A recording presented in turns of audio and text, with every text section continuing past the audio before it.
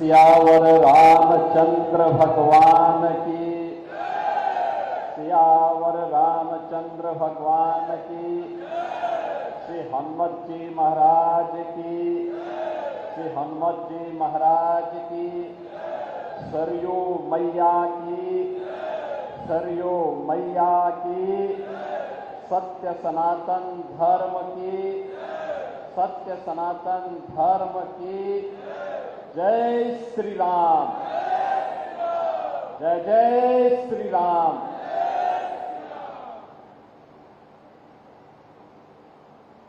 सनातन धर्म के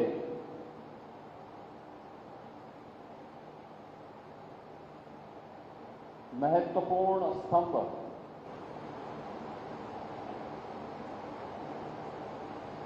श्री हनुमान जी महाराज की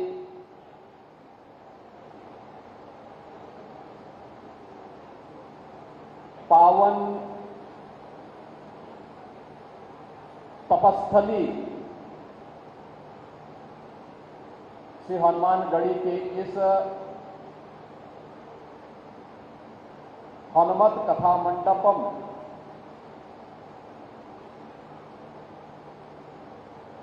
के इस भव्य लोकार्पण कार्यक्रम में जिनका अभी सानिध्य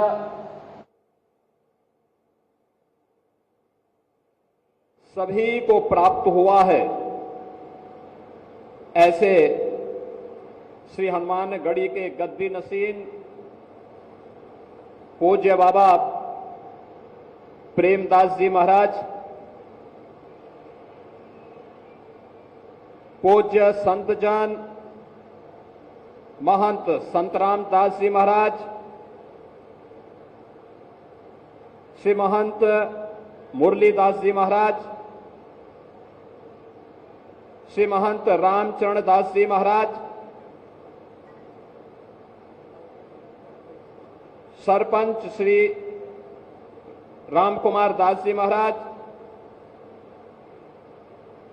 श्री महंत महेश दास जी महाराज, श्री महंत गौरी शंकर दास जी महाराज, श्री महंत संजय दास जी महाराज, बाबा राजू दास जी, आज के इस कार्यक्रम में उपस्थित श्री महंत अवधेश कुमार दास जी महाराज बड़ा भक्तमाल के, श्री महंत कमल नयन दास जी महाराज,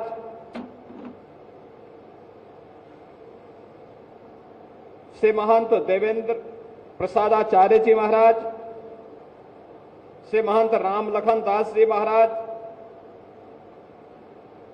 श्री महंत रामानंद दास जी महाराज, आज के इस कार्यक्रम में उपस्थित अयोध्या के महापौर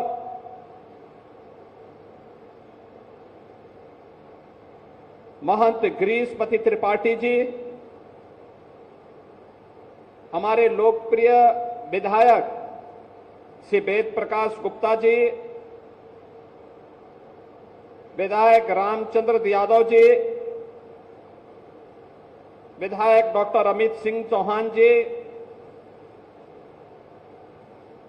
विधायक श्री चंद्रभान पासवान जी, श्री राम जन्मभूमि तीर्थ क्षेत्र ट्रस्ट के महासचिव सम्मानीय श्री चंपत राय जी, भारतीय जनता पार्टी के जिला के अध्यक्ष श्री संजीव सिंह जी, महानगर अध्यक्ष श्री कमलेश श्रीवास्तव जी,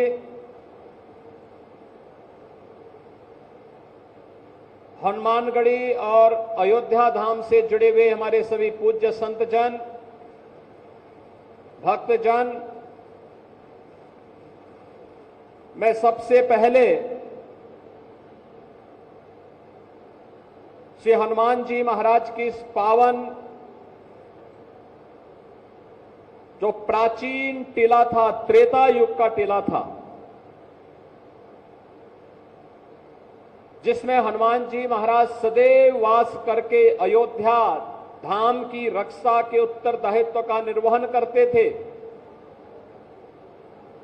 उस हनुमानगढ़ी की इस पूरी परंपरा को जिन पूज्य संत की कृपा से आज हमें यह स्वरूप देखने को मिला है, ऐसे पूज्य बाबा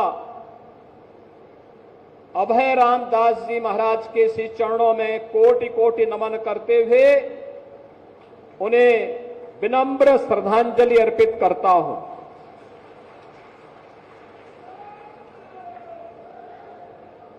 आज उनकी कृपा का ही ये परिणाम है कि जब उन्होंने वैष्णव अखाड़ों की इस जन्मभूमि पर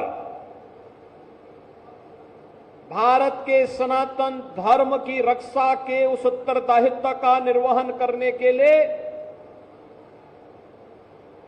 इस परंपरा को आगे बढ़ाया,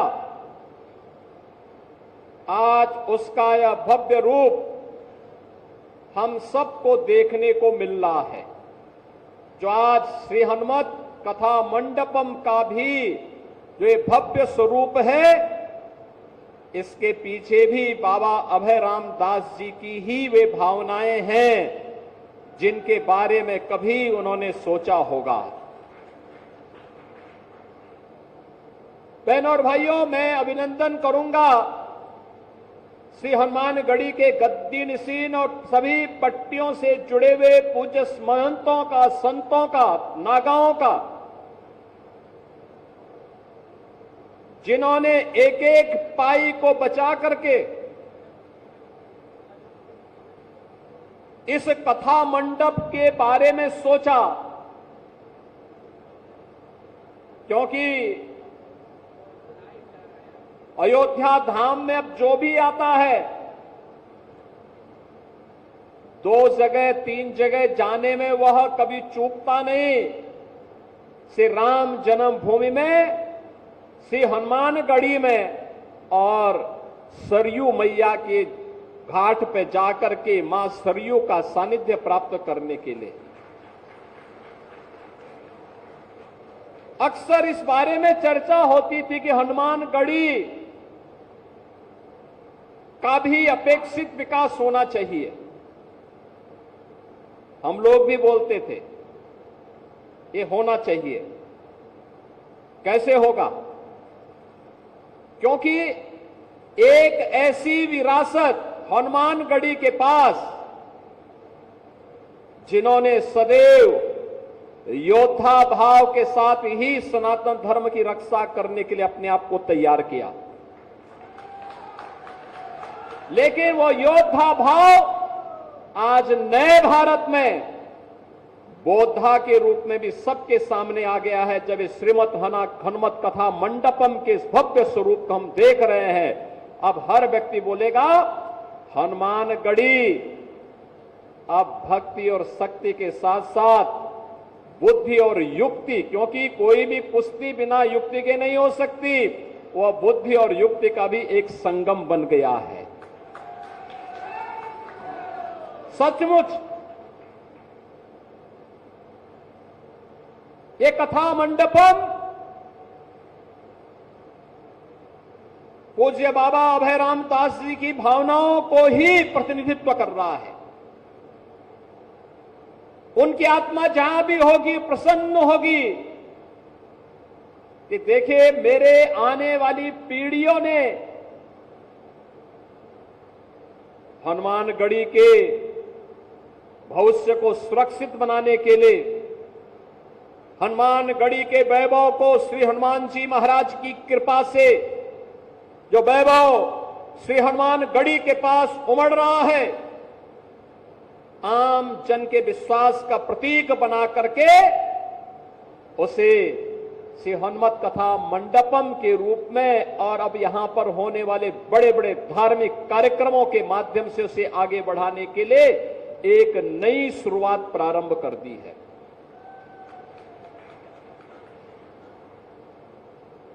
आज के इस अवसर पर मैं आप सबसे कहना चाहूंगा, हमें इस बात को ध्यान में रखना होगा, व्यक्ति हो या समाज,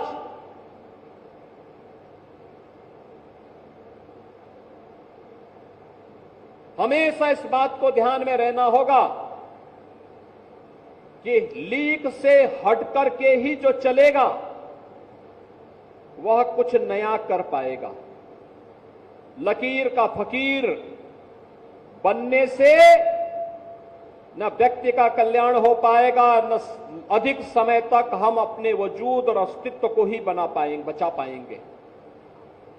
हमें आज के अनुरूप अपने आप को तैयार होना होगा। और मैं तो इस बात के लिए भी अभिनंदन करूंगा गद्दी नसीन जी का कि सैकड़ों वर्षों के बाद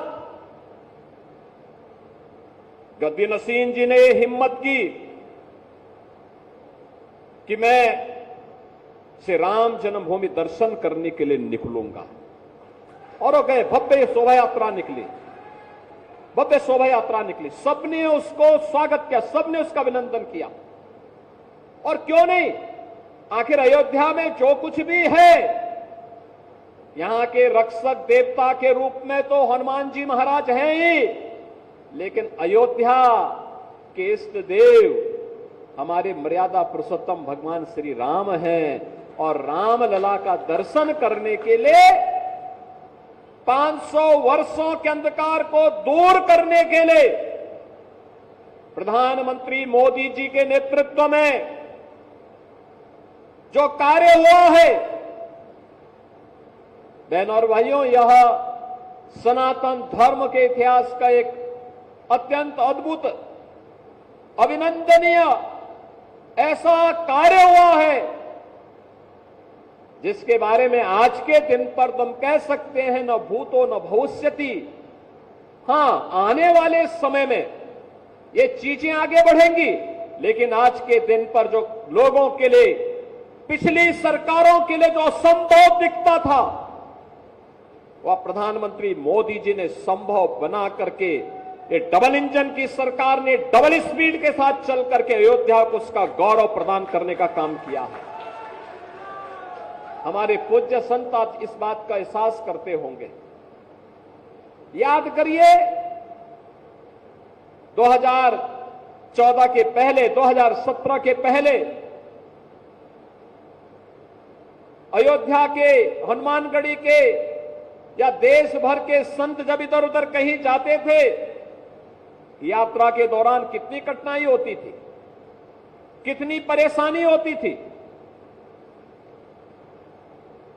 लोग आदर के भाव से नहीं देखते थे,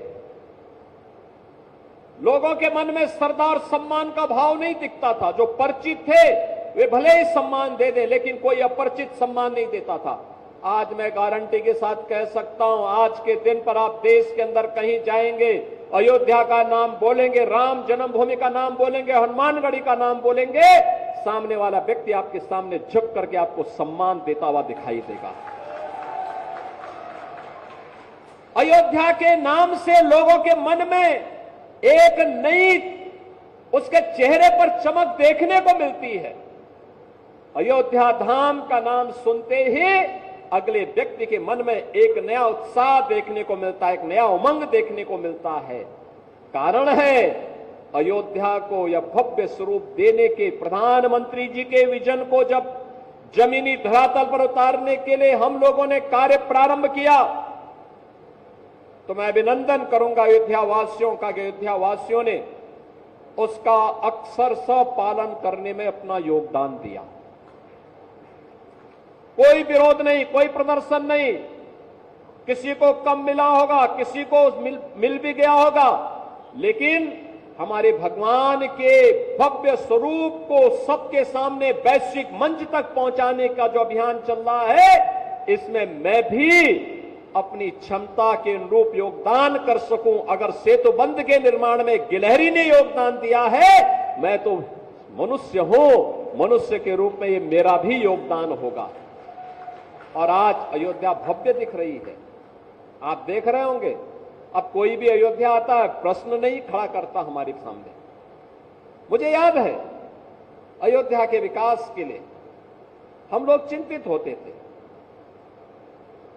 गोरखपीठ का अयोध्या से संबंध आज से नहीं, 3-3 पीढ़ी से अयोध्या आते थे। टूटी फूटी सड़कें, दिन में बिजली नहीं होती थी, रात्रि में भी 3 घंटे 4 घंटे मिल गई गनीमत है।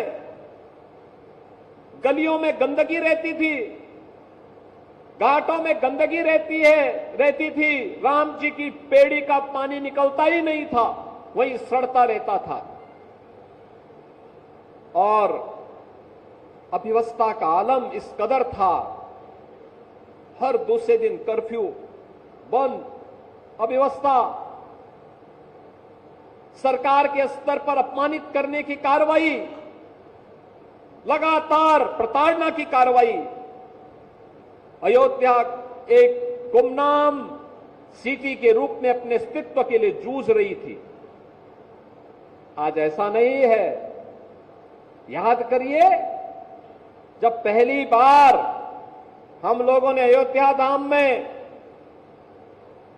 2017 में दीपोत्सव के कार्यक्रम के साथ हम जुड़ने के लिए आए थे, मेरा विश्वास था ये दीपावली तो अयोध्या ने दी है दुनिया को, भारत को दिए सनातन धर्म का प्रमुख पर्व और त्योहार अयोध्या ने दीपावली के रूप में दिया है। और भगवान श्री राम ने विजयादशमी का पर्व भी लंका विजय के उपलक्ष्य में इसी अयोध्या की देन है। तो लोग जब बोलते थे कैसे होगा, हमने कहा होगा, अयोध्या का वैभव आएगा, जरूर आएगा, कोई रोक नहीं पाएगा। दीपोत्सव के कार्यक्रम के साथ हम जुड़ने के लिए आए थे। और मुझे याद है, यहां के सभी पूज्य संत जन एक साथ एक मंच पर आकर के भगवान का अभिषेक करने के लिए उन्होंने भी पूरा योगदान दिया। और आज देखिए, आपकी जो कृपा उस समय थी, उसके उपरांत फिर 5 अगस्त 2020 को जब नवंबर 19 में राम जन्मभूमि का फैसला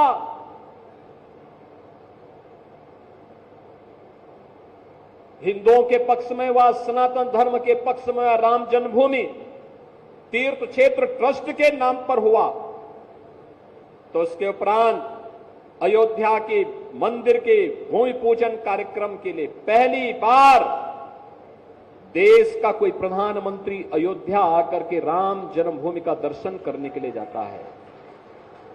यह श्रेय भी केवल मोदी जी को दिया जा सकता है। मोदी जी पहले प्रधानमंत्री थे, अयोध्या आए। उससे पहले मुझे याद है 1-2 बार कार्यक्रम बना, हमने कहा अयोध्या, उन्होंने कहा नहीं, हम लोगों का संकल्प है सौगंध राम की खाएंगे, मंदिर वहीं बनाएंगे। और उस संकल्प की पूर्ति के लिए प्रधानमंत्री मोदी जी स्वयं अयोध्या आए और अयोध्या में उन्होंने आकर के राम लला के भव्य मंदिर की आधारशिला रखी। और गत वर्ष 22 जनवरी को स्वयं फिर अयोध्या धाम आए, राम लला के भव्य प्राण प्रतिष्ठा कार्यक्रम के माध्यम से उन्होंने दुनिया को अयोध्या की तरफ आने के लिए आकर्षित कर दिया। आज आप देखते होंगे महाकुंभ का आयोजन हो रहा था प्रयागराज में और भीड़ जमा थी अयोध्या में। कौन ऐसा सनातन धर्मावली रहा होगा पूरी दुनिया में, जहां कहीं भी रहता है, जिसका रुख अयोध्या की तरफ न रहा हो? कौन ऐसा दुनिया में रहने वाला सनातन धर्मावलंबी है, अगर वह दुनिया के किसी भी कोने में रहता है, वह अमेरिका में रहता होगा, कनाडा में रहता होगा, यूरोप के किसी देश में रहता होगा, ऑस्ट्रेलिया में रहता होगा, न्यूजीलैंड में रहता होगा, दक्षिण पूर्व एशिया के किसी देश में रहता होगा, कहीं भी रहता होगा, अगर वह भारत आया है और भारत में उसके पास 3 दिन का समय है, उसकी इच्छा होती है कि मैं अयोध्या आऊं, अयोध्या में आकर के मैं भगवान राम के मंदिर का दर्शन करूं, अयोध्या आता तो हमसे पहले पूछते हैं कहां कहां जाना है। हम कहते हैं उसको आप जन्मभूमि में जाएंगे, उससे पहले हनुमानगढ़ी में जाके दर्शन करके आना। वो कहते हैं इससे क्या होता है। मैंने कहा जैसे काशी में पहले हम काल भैरव का दर्शन करते हैं, तब भगवान विश्वनाथ का दर्शन करते हैं, ऐसे ही अयोध्या में पहले जाते हो तो पहले हनुमानगढ़ी में जाके दर्शन करो और फिर राम जन्मभूमि में जाओगे तो पूरा पुण्य प्राप्त हो जाएगा। और जो आता है, अगर कोई 10 वर्ष के बाद, 5 वर्ष के बाद कोई आता है और वह आकर के देखता है क्या ये वही गलियां हैं, ये वही हनुमानगढ़ी है, ये वही जन्मभूमि है, ये वही रामपथ है, ये वही धर्मपथ है, ये वही भक्ति पथ है, ये वही रेलवे स्टेशन है, ये वही अयोध्या है जिस अयोध्या में 5 साल पहले मैं आया था। वो कहता साहब जमीन आसमान का अंतर होगा कि इतनी जल्दी कैसे परिवर्तन हुआ। आज आप देख रहे होंगे जितने भी मार्ग हैं अयोध्या के सब 4 लेन से जुड़ चुके हैं, 4 लेन के साथ जुड़ चुके हैं। लखनऊ से अयोध्या की जो कनेक्टिविटी थी ये केवल 4 लेन की थी, आज केवल हाईवे ही नहीं, अयोध्या के अंदर के मार्ग भी 4 लेन के हो गए हैं। और लोग आते हैं लाखों की संख्या में। जब महाकुंभ के दौरान में प्रतिदिन रिपोर्ट लेता था अयोध्या धाम का, उस दौरान में यहां पे देखता भी था। कभी कभी तो मुझे ये देखते हुए कि प्रशासन वहां व्यवस्था में लगा हुआ था, नीचे नहीं उतरता था, ऊपर से देख करके फिर मैं निकल जाता था, जिससे किसी को परेशानी न हो। और फिर अगर कोई बात होती थी तो मैं प्रशासन को बताता था फलानी जगह में ये व्यवस्था करवाई। लेकिन कितना अद्भुत परिवर्तन हुआ। रेलवे स्टेशन पहले एक ट्रेन के लिए तरसते थे, अब यहां पे डबल लाइन के साथ जुड़ गया है और चारों ओर से जुड़ गया है। देश के हर क्षेत्र से लोग आज अयोध्या उन ट्रेन से आते हैं, उन रेलगाड़ियों से आते हैं। अयोध्या में इंटरनेशनल एयरपोर्ट बन गया है। आप हमारे पूज्य संतजन सब देख रहे होंगे, समझ भी रहे होंगे। याद करिए हजारों वर्ष पहले त्रेता युग में भगवान राम के समय पुष्पक विमान से भगवान राम आए होंगे अयोध्या। उसके बाद से फिर अयोध्या आने का अवसर नहीं मिला होगा किसी को भी। एक छोटी सी एयर स्ट्रिप थी, राज्य सरकार की छोटी सी थी, और उस छोटी सी एयर स्ट्रिप के माध्यम से विमान भी बहुत छोटा होता था, वही उतर पाता था। उसमें केवल 6 सवारी आ सकती थी, उससे ज्यादा नहीं आ सकती थी। और आज बड़ा सा बड़ा विमान अयोध्या में उतर सकता है। देश के अंदर की हर जगह की कनेक्टिविटी अयोध्या के साथ जुड़ी हुई है। अयोध्या अंतर्राष्ट्रीय एयरपोर्ट, और वह भी महर्षि वाल्मीकि के नाम पर। अयोध्या में बड़े बड़े रेन बसेरा, वह निषादराज गुहा के नाम पर। भोजनालय माता सबरी के नाम पर। बड़े बड़े यहां पे अब म्यूजियम बन रहे हैं। भारत के अंदर मंदिरों का इतिहास क्या है, उससे संबंधित एक मंदिर म्यूजियम के निर्माण के बड़े कार्यक्रम को भी अब प्रधानमंत्री मोदी जी के विजन के अनुरूप आगे बढ़ाने का काम किया जा रहा है। आज आप नए घाट में जाएंगे, राम घाट में जाएंगे, राम जी की पेड़ी में जाएंगे, गुप्तार घाट में जाएंगे, आपको जमीन आसमान का अंतर दिखाई देगा। आज आप सूरज कुंड में जाएंगे, आपको बदलाव देखने को मिलेगा। आज आपको अयोध्या के अंदर जहां कहीं भी आप जाएंगे, पहले हम बिजली के लिए तरसते थे, अब बिजली इतनी आती है कि अब लोगों को, वर्तमान पीढ़ी को, नए लोगों को पता ही नहीं होगा कि कभी बिजली कटती भी थी यहां की। ये परिवर्तन है, और इस परिवर्तन का साक्षी बनने के लिए इस नए अयोध्या में, श्री राम जन्मभूमि के पावन धाम में श्री हनुमान गढ़ी भी उस परिवर्तन का हिस्सा बन करके श्री हनुमत कथा मंडप के इस भव्य स्वरूप के साथ आज यहां पर आया है। मैं गद्दी नसीम जी का, सभी पट्टियों के पूज्य महंतों का, सभी पूज्य संतों नागाओं का इसके लिए हृदय से अभिनंदन करता हूं, आपको बधाई देता हूं।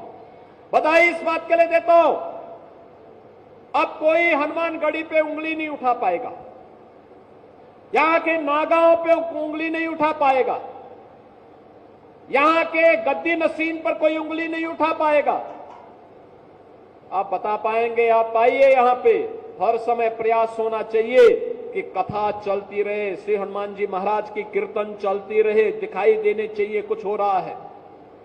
और इतना भव्य स्वरूप, सामने इतनी अच्छी पार्किंग, इतने अच्छे कक्ष, अब लोग आएंगे, कोई भी आएगा, हनुमानगढ़ी भी अपनी विशिष्ट अतिथियों को ठहराने की व्यवस्था कर पाएगा। कोई आएगा, कथा बुक करा रहा है, 7 दिन 9 दिन की कथा, 15 दिन की कथा बुक करा रहा है, उसके जजमान भी आकर के यहां ठहरे, हनुमानगढ़ी में पैसा जमा करें, गद्दी नसीम जी की कृपा से उसको बुक करो, कथा करो, भक्तगण आए, अपने कार्यक्रमों को भव्य तरीके से आगे बढ़ाएं।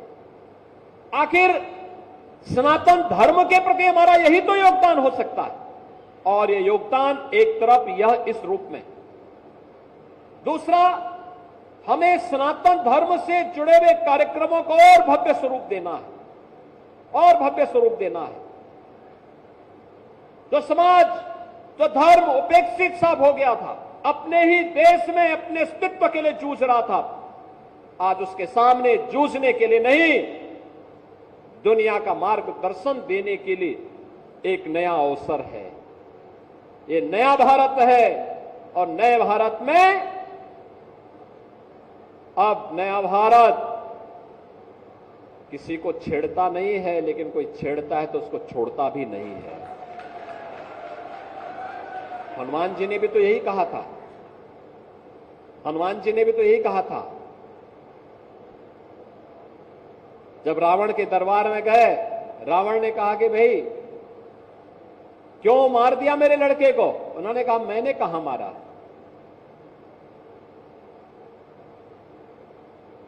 तो उसने मुझे मारा था, मैंने उसका प्रतिकार कर दिया। अब उसकी ताकत इतने दमी नहीं था, वो मर गया तो मैं क्या करूं? पाकिस्तान पे हमला तो भारत की सेना ने नहीं किया था, उसने हमारे निर्दोष लोगों पर प्रहार किया था, धर्म पूछ करके गोली मारी थी, 3 वर्ष तक के बच्चे को गोली मारी थी। कानपुर के शुभम द्विवेदी को मात्र 2 महीने पहले शादी हुई थी उस युवा की, उसकी पत्नी के सामने गोली मार दी गई। 26 ऐसे लोगों को निर्मम हत्या कर दी गई,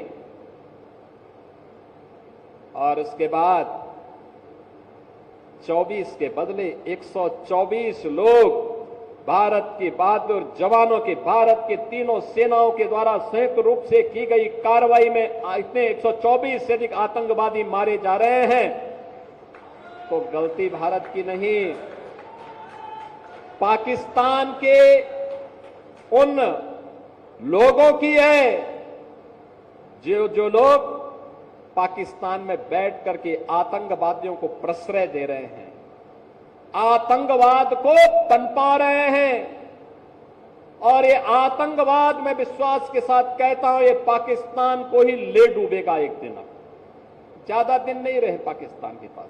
वैसे भी हमारे एक पूज्य संत ने घोषणा की थी कि पाकिस्तान तो ये भविष्यवाणी है, पाकिस्तान का आध्यात्मिक जगत में कोई अस्तित्व नहीं है। और याद रखना, जिसका अपना वास्तविक अस्तित्व न हो तो वह कृत्रिम होता है, और कृत्रिम कोई भी चीज होगी उसकी एक निश्चित लाइफ होगी, उससे ज्यादा नहीं। 75 वर्ष बहुत जी लिया पाकिस्तान, अब उसका समय आ गया है, वो अपने ही कृत्यों से अब अपनी सजा पा रहा है। लेकिन आज भारत के बहादुर जवान जिस मजबूती के साथ पाकिस्तान को उसका जवाब दे रहे हैं, हर भारतवासी को अपनी सेना की यूनिफॉर्म पर रक्षा बलों के अपने बलों पर के जवानों पर गौरव की अनुभूति करनी चाहिए। आज बहनों और भाइयों, ऐसे ही अयोध्या का एक लाल भारत के पूर्वोत्तर राज्य की सीमा पर रक्षा करते हुए शहीद हुआ है।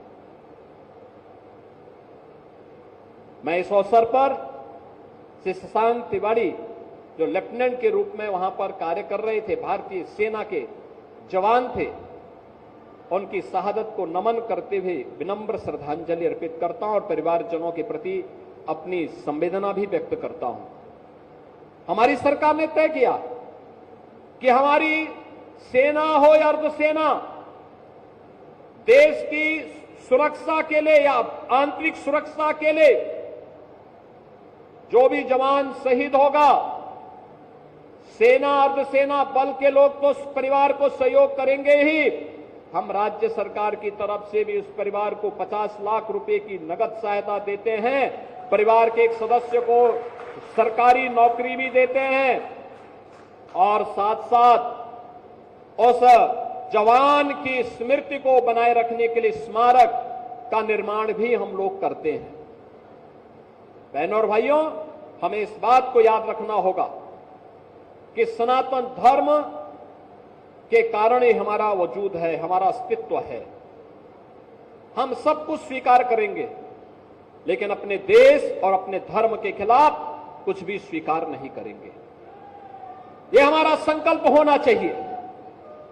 श्री राम जन्मभूमि, श्री हनुमानगढ़ी, हमारे पूज्य संतों के आश्रम, हमारे मठ मंदिर, हमारे पूज्य संतजन, इस सनातन धर्म के स्तंभ हैं, सनातन धर्म के आधार हैं। इनका सम्मान होना चाहिए। इनकी गरिमा और इनके गौरव के विरुद्ध कोई भी आचरण स्वीकार्य नहीं होना चाहिए। और इसीलिए डबल इंजन की भारतीय जनता पार्टी की सरकार पूरे देश के अंदर विकास को विरासत के साथ जोड़ करके कार्य कर रही है। विरासत जो भगवान राम की है, विरासत जो भगवान श्री कृष्ण की है, विरासत जो बाबा विश्वनाथ की है, विरासत जो हमारे पूज्य संतों की है, और विरासत की उसी व्यवस्था को आगे बढ़ाने के लिए आज आप देखते होंगे, अब हम लोगों ने अयोध्या के साथ साथ विंध्यवासिनी धाम में भी काम प्रारंभ किया। वहां भी एक भव्य कॉरिडोर दे दिया है। प्रयागराज में भव्य और दिव्य कुंभ आपने देखा होगा, कितना भव्य और दिव्य कुंभ हुआ था। सनातन धर्म का आयोजन इतनी भव्यता के साथ होगा और दुनिया की कोई माई का लाल उस आयोजन में विघ्न बाधा नहीं डाल पाएगी। यह भी हमारा संकल्प था। पूज्य संतों के आशीर्वाद से कार्यक्रम पूरी भव्यता के साथ आयोजन संपन्न हुआ। इतने लोग कभी नहीं आए थे कुंभ में। 66 करोड़ से अधिक श्रद्धालु महाकुंभ में भागीदार बने। नमामि गंगे के माध्यम से विरल और निर्मल गंगा के दर्शन हो। जो भी आया अभिभूत होकर के गया, अभिभूत होकर के गया। हमें समय रहते अपने मित्र और शत्रु को पहचानने की आवश्यकता है। याद रखना, ये काम बड़ी चालाकी से हमें करना होगा, बड़ी उसी बहादुरी के साथ जैसे श्री हनुमान जी महाराज ने किया था। याद करिए, जब संजीवनी बूटी लेने के लिए गए थे, विघ्न बाधाएं उनके सामने आएंगी और कालनेमी भी सामने आ गया था। पहचान गए हनुमान जी महाराज और कालनेमी को उसकी गति को भेजते हुए उन्होंने संजीवनी बूटी को लेकर के लक्ष्मण जी महाराज की प्राणों की रक्षा की थी। याद करना, छद्म रूप से छुपे हुए उन लोगों से हम सावधान हो जो सनातन धर्म के मार्ग में बाधक हैं, सनातन धर्म के विकास में बाधक हैं, सनातन धर्म के मार्ग में अवरोध खड़ा करते हैं और भारत की सुरक्षा में सेंध लगाने का काम कर रहे हैं। उन लोगों को हम चिन्हित करें, सरकार को बताएं, स्थानीय स्तर पर प्रशासन को अवगत कराएं। एक पक्ष या दूसरा धर्मस्थलों का भव्य स्वरूप होना चाहिए। जैसे भव्य स्वरूप अभी जैसे ही हम लोग इस सभागार में प्रवेश कर रहे थे, ऊपर मैं देख रहा था हनुमान जी महाराज की कितनी भव्य प्रतिमा लगी हुई है, कितनी भव्य प्रतिमा। जो आएगा बाहर का दर्शन करते ही भूत हो जाएगा। कितना भव्य स्वरूप इस सभागार का दिया है। लोग आएंगे इतनी मजबूती के साथ यहां पे आकर के उतने उत्साह के साथ कथा का श्रवण कर पाएंगे।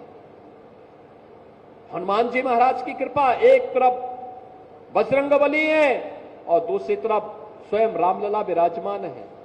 दोनों की कृपा और मध्य में यह श्री हनुमत कथा मंडपम की कृपा प्रसाद से उत्तर में सरयू मैया का आशीर्वाद, ये सभी कुछ यहां पे प्राप्त होगा। इस त्रिवेणी को इस श्री हनुमत कथा मंडपम के माध्यम से आज यहां पे प्रस्तुत करने का जो कार्य हुआ है, इसका लोकार्पण का जो कार्यक्रम हुआ है, मैं इसके लिए गद्दी नसीन जी को, सभी पट्टियों के श्री महंत को, संतों को, सभी नागाओं को, अयोध्या धाम से जुड़े हुए श्री राम जन्मभूमि तीर्थ क्षेत्र ट्रस्ट से जुड़े हुए सभी अपने पदाधिकारी और पूज्य संतों को एक बार इस कार्य के लिए अयोध्या वासियों को हृदय से बधाई देता हूं। हनुमानगढ़ी के अपने सभी नागाओं का आह्वान करूंगा।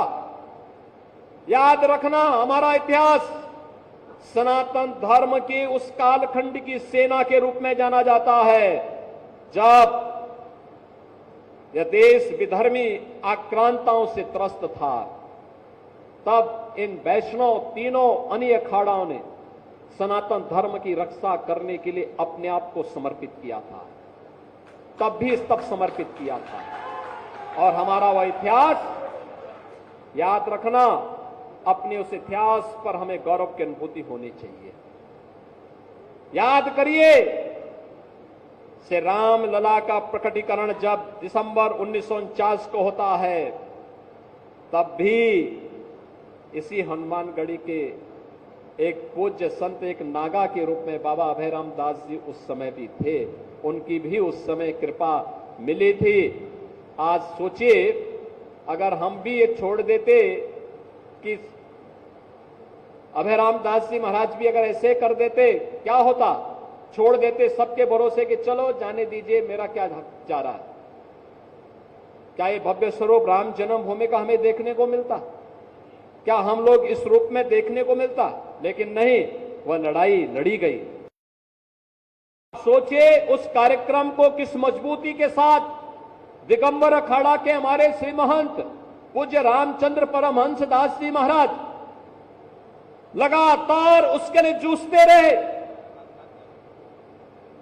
सरदेव अशोक सिंघल जी विश्व हिंदू परिषद के हमारे अंतर्राष्ट्रीय कार्यकारी अध्यक्ष के रूप में लगातार, जिनका पूरा जीवन सनातन धर्म और राम जन्मभूमि के लिए समर्पित था, मेरे पूज्य गुरुदेव पूज्य महंत अवैद्यनाथ जी महाराज, आज इन सभी पूज्य संतों की, इन सभी हुतात्माओं की, इन सभी पवित्र आत्माएं जहां कहीं भी होंगी, अयोध्या की वैभव को देख करके निश्चित ही उनकी आत्मा में संतुष्टि का अनुभव हो रहा होगा कि चलिए अयोध्या हमारे संघर्षों की, पूज्य संतों के संघर्षों की जो एक गाथा है, आज वह उस वैभव को प्राप्त कर रही है जिसका वह हकदार थी। और वह हकदार अयोध्या में आज हम सबको इस रूप में देखने को मिलता है। अयोध्या बदली तो हनुमानगढ़ी ने भी संकल्प लिया कि हम भी इस मार्ग के पथिक बन करके भव्य स्वरूप बना करके दिखाएंगे। ये श्री हनुमत कथा मंडप उसका एक भव्य रूप हम सबके सामने प्रस्तुत कर रहा है। मैं बाबा प्रेमदास जी महाराज का और आप सभी पूज्य संतों करता हूं, इस पूरे कार्यक्रम के लिए हृदय से बधाई देता हूं और उन्हें इस बात के लिए आश्वस्त करता हूं, हनुमानगढ़ी और अयोध्या के विकास के लिए जिस भी प्रकार के सहयोग की आवश्यकता होगी, ये डबल इंजन की सरकार सदैव आपके साथ खड़ी होगी। आप सब मेरे साथ बोलेंगे, जय जय श्री राम, जय जय श्री राम, जय जय श्री राम। हनुमानगढ़ी पंचरामानंदी द्वारा बहुत बहुत महाराज जी को आभार है और धन्यवाद ज्ञापन हमारे श्री राजू दास जी महाराज। अंत में